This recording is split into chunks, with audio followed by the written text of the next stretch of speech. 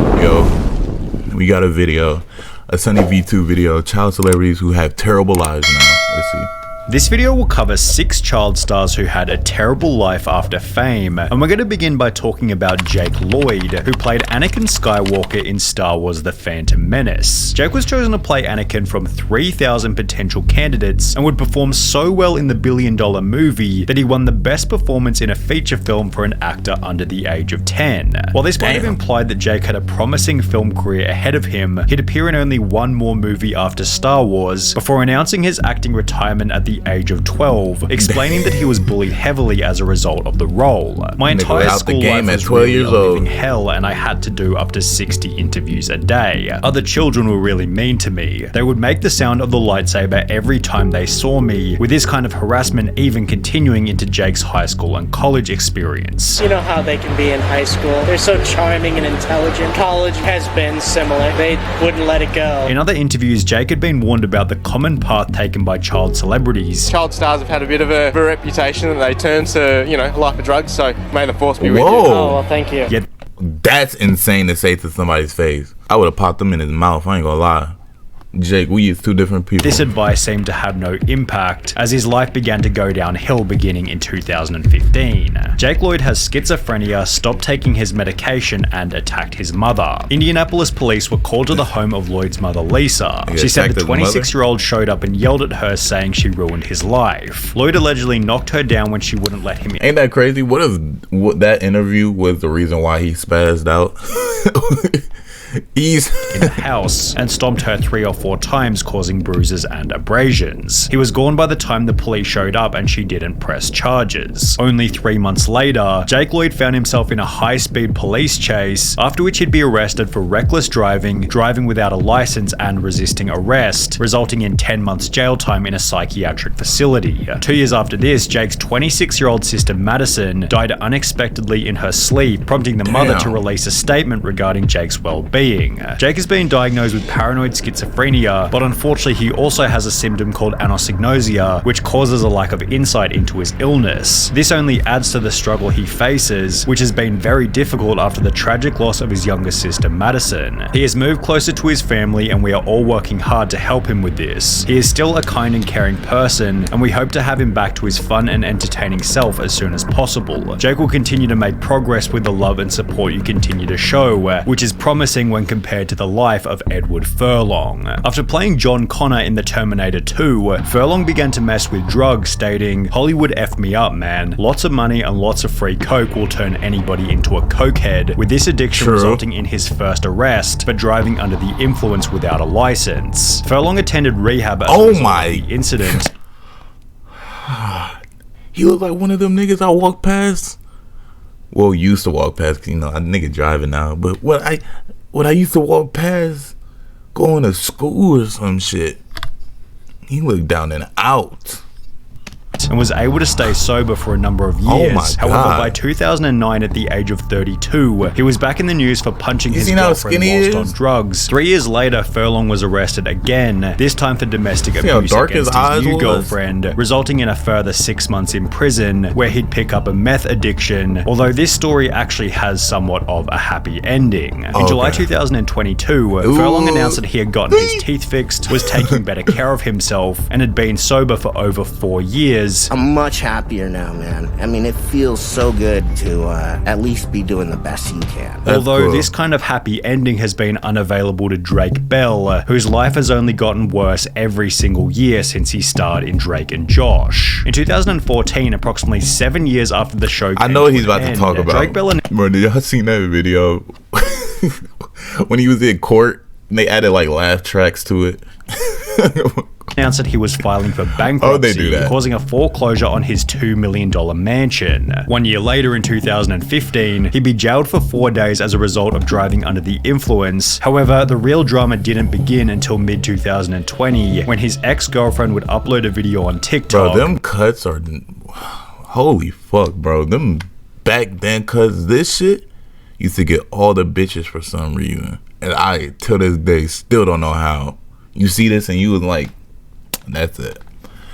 You fix your hair, looked in the mirror like, I'm about to fuck him up with this shit. Why? begin until mid-2020, when his ex-girlfriend would upload a video on TikTok making some pretty severe accusations. Imagine the worst type of verbal abuse you could ever imagine, and that was what I got. It then turned into physical, hitting, throwing, everything. At the pinnacle of it, he dragged me down the stairs of our house in Los Feliz. My face hit every step on the way down. Drake Bell would defend himself by stating, "I never abused my ex-girlfriend or did so many of the other things Melissa falsely claimed on her TikTok video. Unfortunately, we both called each other terrible names, as often happens when couples are breaking up, but that is it." Although this response most certainly didn't put an end to the drama, as there was even bigger trouble just around the corner. An article titled "Drake Bell's Alleged Victim Accuses Him of Grooming" explained that he was embroiled in a legal battle for engaging in a relationship with a 15-year-old girl back in 2017. Things became even worse when footage of the trial was uploaded to YouTube. How do you plead to count 2, disseminating matter harmful to juveniles, first-degree misdemeanor? Guilty. Let the record reflect defendant has pled guilty. The court accepts that plea. And while he would plead guilty to child endangerment, Drake Bell would then take to his Instagram to insinuate that he hadn't done anything wrong. Don't believe the media. If these claims were remotely true, my situation would be very different. I would not be here at home with my wife and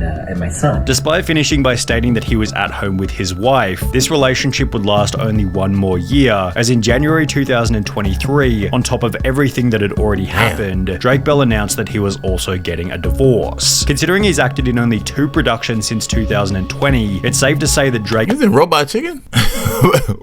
When? Drake Bell's reputation is pretty much finished, although he's not the only Nickelodeon actor with a spot in this video, as the life of Amanda Bynes has descended into an even worse version of hell. Fuck. Oh my. Despite having one of the most famous faces throughout the 2000s, Amanda Bynes would announce her retirement from acting in Hollywood 2010, equal stating crack that or being meth? an actress isn't as fun as it may seem. If I don't love something anymore, If I was in I stop Hollywood, that doing would it. not be I don't me. love acting Just me anymore, so personally, I've stopped doing it. I'm not- I know 24 is a young age to retire, but you heard it here first. She'd go on to state that the It's not that young. The first nigga retired at 12. retirement was because I They literally gave couldn't up. stand my appearance in Easy A and I didn't like my performance. I was absolutely convinced that I needed to stop acting after seeing it. However, this is where things began to go downhill rapidly. In 2012, 2 years after retiring, she was charged with driving under the influence and hit and run on 2 separate occasions. 2 years after this, she'd be charged with driving under the influence again, with her court appearance displaying a significant and her hair physical down and out, decline right? from just 2 years prior. How you gonna pull up to court with that type of hair? You think they gonna fuck with you? You think? Be honest with yourselves. Like, be so for real right now. Would you believe anything this person say to you? Somebody with this type of hair, this type of hairstyle, would you believe anything they say? The world's finna end, and they got this type of hair. You gonna believe it? With her court appearance displaying a significant physical decline from just 2 years prior. In the process, Amanda would take to Twitter to call Michelle and Barack Obama ugly, before stating that she and her parents were no longer speaking, which accompanied some absolutely wild accusations about her father, including the statement that he had put a microchip in her brain. After she'd also set fire to a driveway, Amanda was put in a mental hospital, after which her parents were given legal ownership over her $5 million estate, as Amanda has been spending large amounts of her savings. It has been reported that she's recently made extensive purchases as gifts from jewelry stores such as cars. Shit, fuck it, nigga, ball out. You only live once, right? And it look like you ain't gonna have no kids. I could be wrong. I'm being rude. My bad. My bad. Yeah, for strangers. Amanda Bynes was diagnosed with bipolar disorder and would attempt to get her life back on track by enrolling in fashion school. However, she was kicked out only 10 months later for showing up high and arguing with her classmates. In 2018, people assumed that she was back to her normal self, as Amanda showed up in magazines looking like this. However, within a year, she'd gotten face tattoos and checked into Alcoholics Anonymous, where she'd meet her new boyfriend who, according to Amanda, had just as many problems as her. He ruined her life even more. In October 2022, she'd make another attempt at fixing her life by enrolling in cosmetic school, yet only 5 months later in March 2023, she was sent to a mental hospital once again, as she was found roaming the streets of Los Angeles with clip proof. Anybody got video footage for that?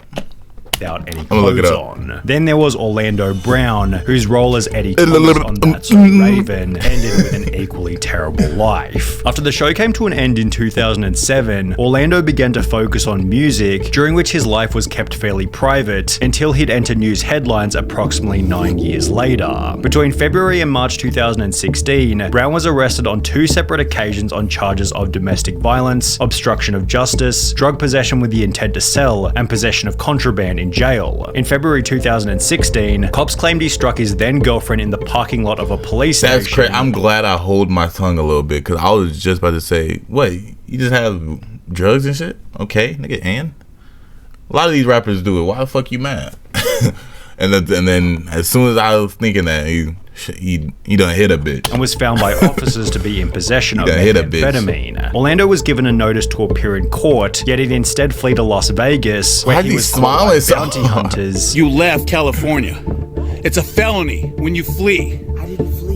What are you doing here then, brother? You got a warrant for your arrest. After which things only became worse. A video was released of Orlando being kicked out of a friend's house after lasting only a week in rehab, which was followed by his appearance on the Dr. Phil show, during which he'd state that he'd been sober for 4 years, despite clearly being under the influence on the show. I'm 4 years sober for a reason.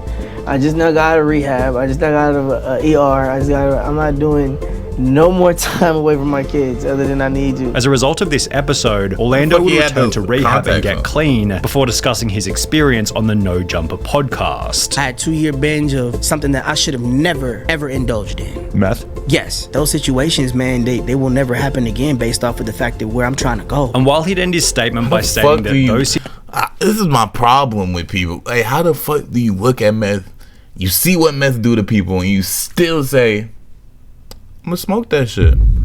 Situations will never happen again. How do you do Orlando that? was back in the news approximately 7 months later in December 2022 after threatening a family member with a hammer. He's currently undertaking a psychiatric assessment to see if he's eligible for pleading insanity. Yet the most tragic story of child fame without a doubt comes from Judy Garland, who played Dorothy Gale in The Wizard of Oz at the age of 16. Whilst filming the movie, she was prescribed amphetamines to keep up with the production's grueling schedule, as well as barbiturates to help her sleep when the day was finally over. The studio also required Judy to stay incredibly thin, feeding her nothing but soup and lettuce leaves whilst on set. Oh, this is how they used to get down back then in Hollywood. They used to, you know how they used to treat models? They used to hand them crackers and say, don't even eat all of it, eat half of it.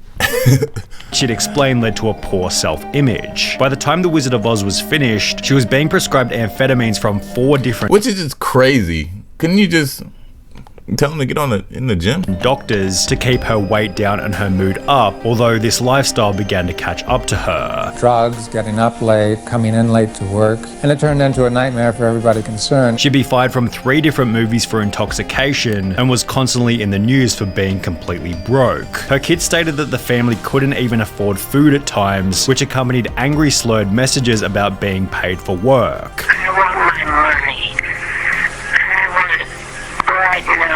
These weren't delusions. She was broke when she recorded this, and not movie star down to my last Rolls Royce broke, homeless broke. No money to buy food broke. By the time Judy Garland was in her 40s, she looked about 15 years older, had been divorced 5 different times, and was performing in a New York bar for $100 per night. While Judy Garland maintained that she had never done anything wrong in her entire life, the only mistake I ever did, the only harm I ever did was sing Over the Rainbow. She would die of an overdose at the age of 47 on the exact same drug that she was prescribed during The Wizard of Oz, with her estate being worth a measly $40,000. Damn, measly? What the fuck? That nigga did not have to say all that, but damn, her life was terrible. That was yeesh. Could it be me though?